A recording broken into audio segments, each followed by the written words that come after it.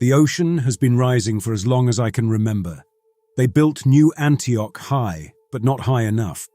Every year, another sector goes under, swallowed whole like it was never there. We measure the loss in meters, in drowned buildings, in missing people. The water doesn't take them all at once. It creeps, steals, erases. It wears down steel and concrete and mines alike. My name is Everett Ashford. I work as a depth analyst. I don't save people. I don't stop the flood. My job is to watch the abyss and record how fast we're losing. I monitor the sunken sectors. I study the currents. I track the crawl of the ocean, documenting which buildings have slipped beneath, how much of the city is still left above. And when something moves where nothing should be moving, I make a note of it. Tonight, I'm alone in Observation Deck 7, looking out over the black water. The station hangs over the floodplain on rusted stilts, connected by a decaying network of bridges and catwalks to the lower tiers of New Antioch. It used to be part of a hydro mapping project, back when they thought they could still hold the ocean back. Now it's just me and my instruments, watching the city sink. A gust of wind rattles the loose plating along the station's frame. The spires of New Antioch rise behind me, skeletal and uneven, towers of steel stacked on top of old-world ruins. A low fog clings to the lower levels, where the drowned streets used to be. The floodlights hum in the night air, their reflections rippling across the water. Beneath the surface, the drowned buildings wait, their skeletal remains stretching deep into the abyss. I don't look down often. I don't like what I might see. The scanner pings softly. A new update. Sector 17 has lost another 3 meters. I add the figures to the log, note the acceleration rate, and try not to think about what it means. There's movement below. At first I tell myself it's a current shift, some turbulence rolling through the old city ruins, but the shadows keep moving. Something down there is swimming between the buildings. I tighten my grip on the console. Large masses moving deliberately, too deep for surface creatures, too controlled for rubble. My hands pause over the system's zoom controls, but I hesitate. I've learned one thing from working out here. The less I see, the better I sleep. A second later, the movement is gone. Whatever it was, it slipped back into the abyss. The next morning, I head down to the hydro mapping division to file the sector loss reports. The office is buried deep in the mid-levels of Spire 4, a cramped, windowless labyrinth of screens and outdated equipment. Marsh is already there, hunched over a console, flipping through sonar readings. His uniform is half unzipped, undershirt stained with coffee. He's one of the last real field divers left, though he barely goes down anymore. The others, the ones who kept pushing deeper, they either never came back or came back changed. Sector 17's accelerating, I tell him, tossing my data slate onto his desk. Marsh doesn't look up. No surprise, that whole section's been unstable for months. 3 meters overnight isn't normal. He exhales, rubbing his temple. Nothing's normal down there. You should know that by now. There's an edge to his voice. Something's bothering him. I don't push.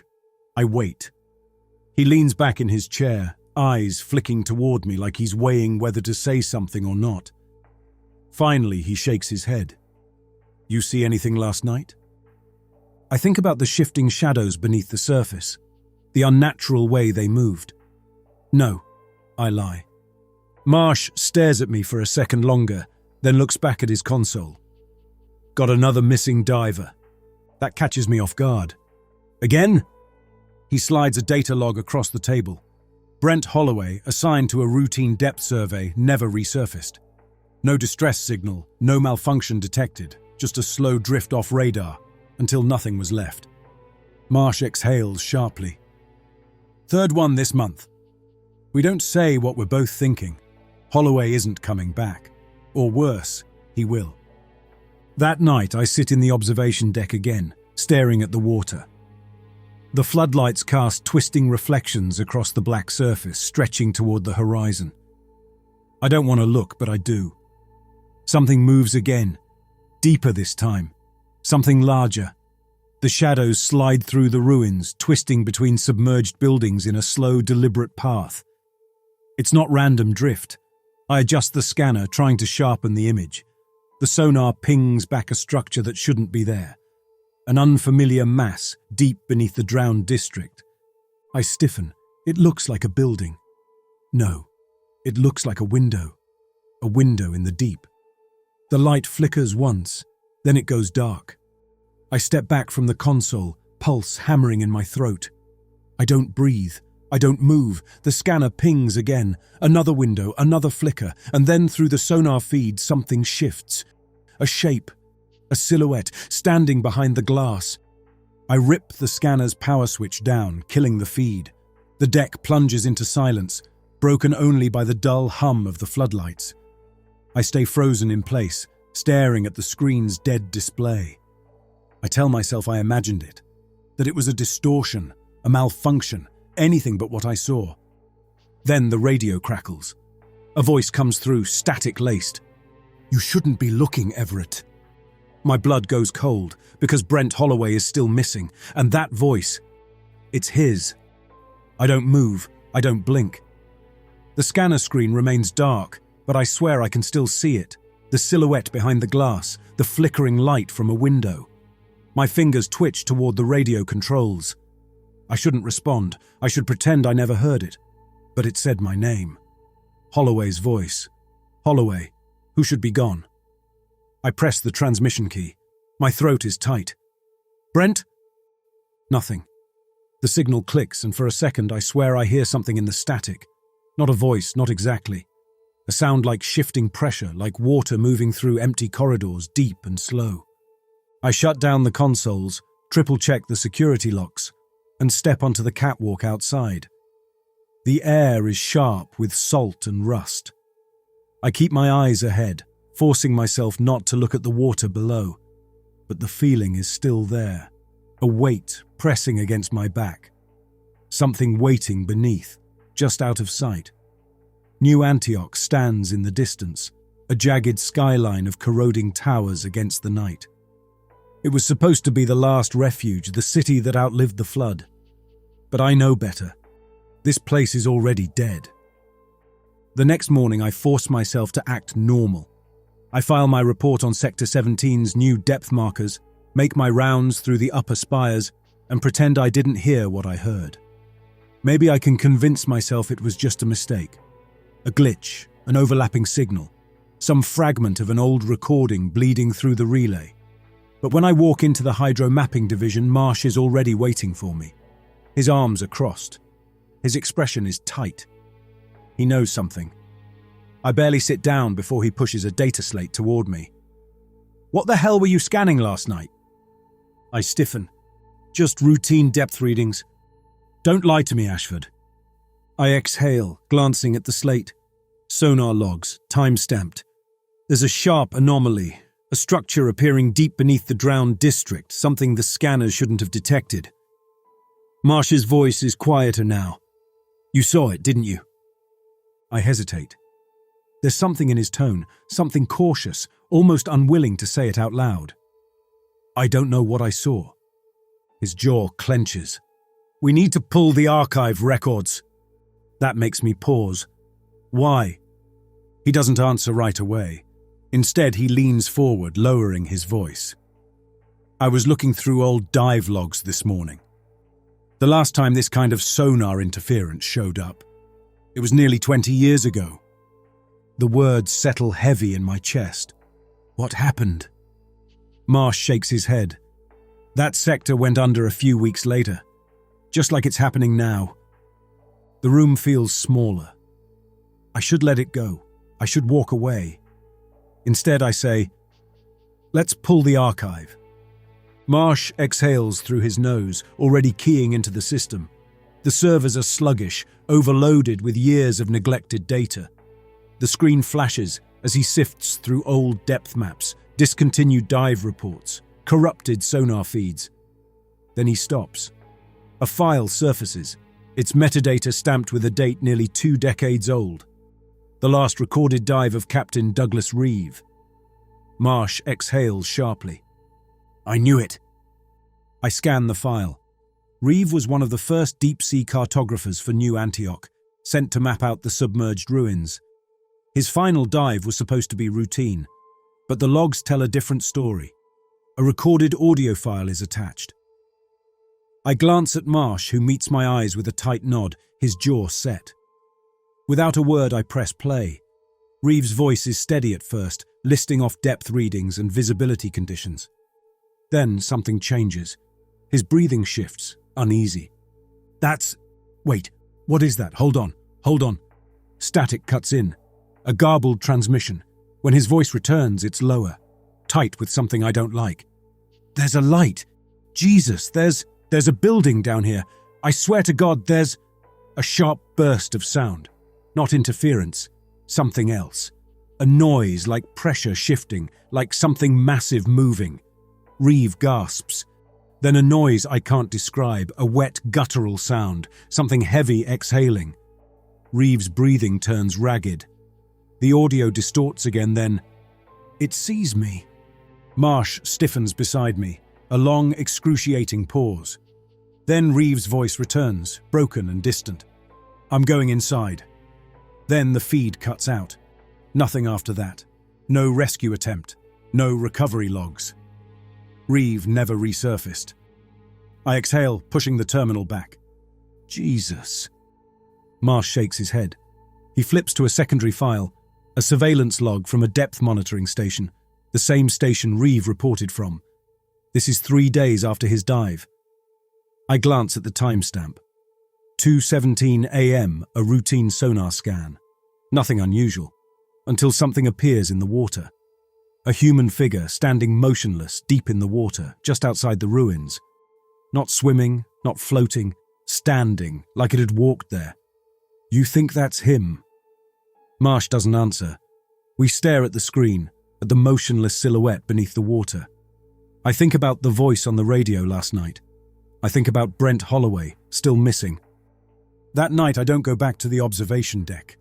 I should, it's my job. But I can't.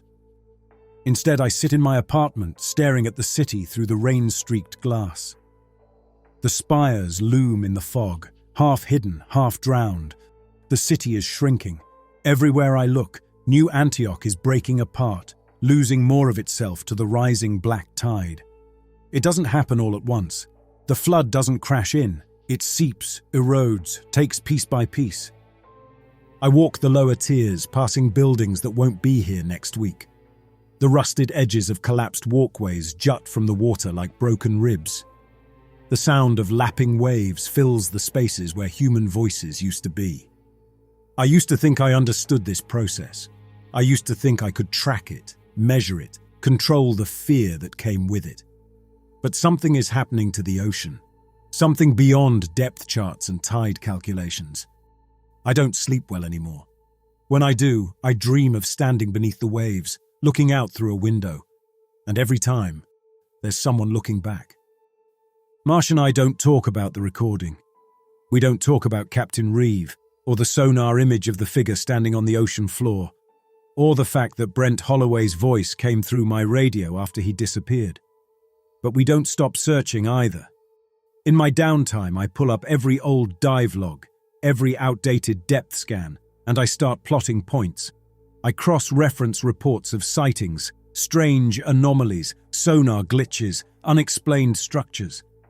The deeper I dig, the more the patterns emerge.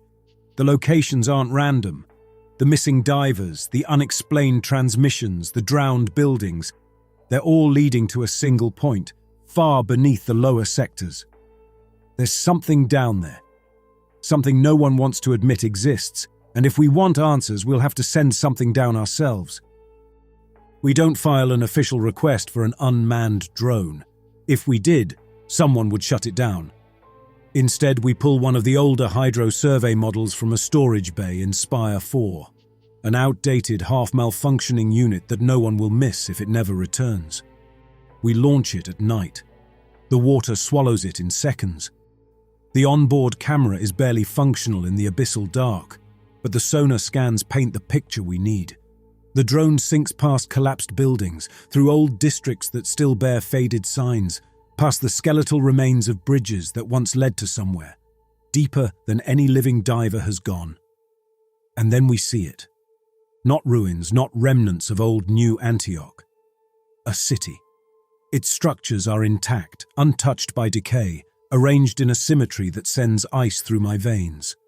The buildings rise in unnatural shapes, windowed towers standing untouched beneath the crushing weight of the ocean. Lights flicker behind the glass as the drone's depth sensors register movement. A corridor emerges on the screen, a window set into the structure's side. And then, a figure. My fingers tighten around the controls, but I don't move. I don't breathe. The figure shifts, subtle but deliberate, then turns toward the camera. Then comes the sound, not interference, not mechanical feedback, but a low, wet exhale. The screen goes black. Marsh swears and slams his fist against the console. The drone's telemetry cuts off completely. No camera, no sonar, nothing. I rewind the last seconds of the feed, freezing the frame just before the distortion. The image is bad, but the shape is clear. The figure behind the window, it looks human. But it isn't. The proportions are just a little off. And in the final frame, just before the signal dies, I swear I see a hand press against the glass. Marsh hasn't said a word since the screen went black. I sit frozen, watching the empty display, half expecting it to come back to life, to show something I don't want to see. But it doesn't. The signal is dead. Whatever's down there, cut it off. Marsh pushes away from the desk, breathing hard through his nose. He looks shaken. He rubs his face with both hands, his voice tight. I told you we shouldn't have done this. We need to stop, right now. Forget the drone. Forget what we saw. He's serious. His voice is clipped, not like Marsh at all. He doesn't spook easy, not like this. I glance at the screen again, at the lifeless feed. I know I should listen to him, I should stop. But I can't shake the feeling that we've opened something, that the act of looking, of noticing has made it worse, and that whatever's in the deep isn't finished with us. I don't go back to the observation deck. Not that night, not the next. The city continues its slow collapse. Another bridge collapses in Sector 19. A storm surge drowns half the lower docks. There's no panic, no evacuation efforts, people just disappear. Some take boats, trying to find higher ground. Some simply walk into the water. The hydro mapping division is quiet. Most of the analysts have already left for the upper spires, trying to outrun the city's inevitable drowning. I sit at my desk, staring at old sonar reports, pretending there's still some kind of pattern I can find, some way to make sense of what's happening. But the numbers don't matter anymore. The ocean doesn't obey our measurements. It never did. Then the door opens. I look up, expecting Marsh. It isn't him. Brent Holloway stands in the doorway. He's still wearing his dive suit. It drips onto the floor, seawater pooling at his feet. His face is pale, his hair clinging wetly to his forehead. He doesn't move, doesn't blink. Brent? He doesn't answer, doesn't acknowledge me at all, just stares. The longer I look, the more I realize something is wrong. The water on his suit isn't fresh. It's dark, thick, like it came from deeper than any diver should have gone. Where have you been? I manage. A pause. Then slowly, his lips part. The sound that comes out isn't human. Not words, not breathing. A sound like shifting currents, like water moving through spaces where it shouldn't exist. I push back from my desk. My chair scrapes against the floor. Holloway doesn't react. He stands too still, too stiff, as if something else is holding him upright. Then he tilts his head, just slightly. His mouth moves, voice raw and distant. You shouldn't have looked. For half a second, I swear I see something behind his eyes, something watching me through him. I bolt. I shove past him, nearly slipping on the wet floor, and run. I don't hear footsteps behind me. I don't turn back to check. I just run. I don't remember getting back to my apartment. I don't remember locking the door, but my hands are shaking when I try to open a bottle of water, and my breathing hasn't evened out. Holloway was dead. He had to be, but he wasn't. and something had brought him back. The numbers on my console mean nothing now. The depth readings, the sonar anomalies, the submerged districts. I was never tracking the ocean's rise. I was tracking what was coming with it. I set the bottle down, pressing my hands flat against the table. My pulse pounds in my ears, loud enough to drown out everything else. Then, I see the scratch marks. A deep gouge carved into the metal frame of my console, the same way divers mark timestamps on their slates, recording depth measurements on the fly. But this isn't a depth measurement, it's a message. 4 words scratched deep into the metal in a shaky, uneven hand. I saw you too. The next morning, Sector 17 collapses. The city's infrastructure was weak, barely holding itself together, but it wasn't supposed to fail this fast. Not overnight. The news reports call it a flood event, but I know better. The ocean didn't take it. It pulled it down. By midday, half the lower sectors are evacuating. The remaining power grids are failing. The tides are moving too fast, changing in ways they shouldn't. I hear rumors. People disappearing off the bridges, their bodies never found. Others swear they see lights beneath the water flickering just beyond the ruins. That night, I dream again. The window, the deep, something on the other side. But this time I'm not looking out, I'm looking in, and I'm not alone. There are others with me, standing in the dark, watching. I wake with the taste of salt in my mouth, and when I touch my skin, my fingers come away wet. I haven't seen Marsh in 2 days. I've searched the hydro mapping offices, the old server rooms, even his apartment in Spire 4. Nothing.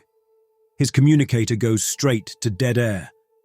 But last night, before I finally drifted into an uneasy sleep, I thought I heard something through the radio, a voice beneath the static.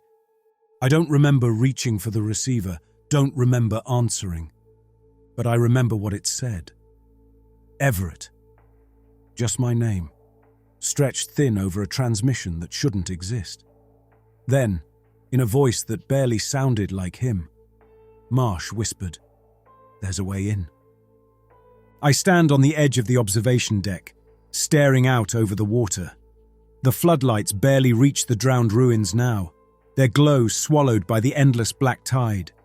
The ocean shifts unnaturally, its surface broken by ripples that don't match the wind, slow, deliberate movements beneath the waves. I check my equipment. The dive suit is old, patched together from emergency stock, not rated for the depth I'm about to attempt. It doesn't matter. If Marsh is down there, I have to know. I lock the air seals, run a final systems check, and step toward the edge. The water stretches out before me, dark and endless. I step off the platform and drop into the abyss. The first few meters feel like any other dive. My breathing is steady. The heads-up display flickers softly in the corner of my helmet, depth markers ticking downward. 20 meters, 50, 100. The drowned structures of New Antioch emerge from the gloom, their skeletal frames reaching up like broken fingers. I drift past the remains of the lower districts, their windows dark, streets buried beneath shifting silt. Then I pass below the ruins, into the unknown. The pressure tightens around me and the city beneath comes into view. My chest tightens. The drone footage didn't do it justice. The buildings stand intact, untouched by time or current, arranged with unnatural symmetry. Windows glow faintly from within, casting pale reflections against the seabed. It isn't a ruin, it isn't abandoned. Something lives here. A soft sound crackles through my communicator. Not static, not interference. A faint, rhythmic pattern. Tapping. I drift closer, my lights sweeping across the submerged structures. I see no rust, no erosion, nothing that marks decay. Then I see the window. The same window I saw on the drone feed, set into the side of a towering structure that shouldn't be standing under this much pressure. The glass is clear, and behind it, a figure stands watching me. The figure moves. Its head tilts. Its hand lifts, pressing against the glass. A shudder rolls through me. I know that shape. The proportions, the stance. It's Marsh. Then, slowly, he steps back from the window, and the glass opens. I can't explain it. There's no distortion, no rush of water, just a slow shift, as if the ocean itself is allowing entry. Marsh disappears inside, vanishing into the corridor beyond the window. The tapping sound continues through my helmet, steady and rhythmic, like a signal waiting for acknowledgement. It doesn't stop, doesn't fade. It calls me forward, and I follow. The pressure changes instantly. 1 second I'm in the crushing depths of the abyss, the next I'm standing inside. Not floating, standing. The room is narrow, lined with flickering lights set into the ceiling. The walls are smooth, dark, curving in ways that feel organic rather than built. Marsh stands a few meters ahead, his back to me. He doesn't turn. I take a cautious step forward, my boots hitting solid ground, but the impact feels distant, muffled. I reach out. Marsh. His head tilts slightly, just like Holloway did in the hydro mapping office. Too slow. Then finally, he speaks. You finally saw it. His voice is wrong. It's not the same voice I heard over the radio, not the one I've spoken to for years. There's an emptiness beneath it, a resonance that doesn't belong to human vocal cords. He turns toward me. The face is his, but his eyes, they're filled with the ocean. Dark, depthless, filled with a shifting, liquid vastness. I stagger back. The weight of the water presses against my skull, a pressure I can feel even inside the suit. His mouth moves again. It's your turn. The lights overhead flicker, the corridor shifts, and suddenly, I'm not standing inside anymore. I'm outside, looking in through the glass. The ocean stretches endlessly behind me, black and full of movement. I lift my hand, slow, unsteady, and press it against the window. Inside, a figure stands where I was. I know his face. Everett Ashford. I watch as he takes a step back from the glass. His breathing is heavy, his eyes wide. He's afraid. I lift my other hand and try to speak, but no words come out. Only a low, distant sound like water shifting through hollow spaces. The last thing I see before darkness swallows me is my own reflection, watching from the other side. Then the deep takes me, and I welcome it.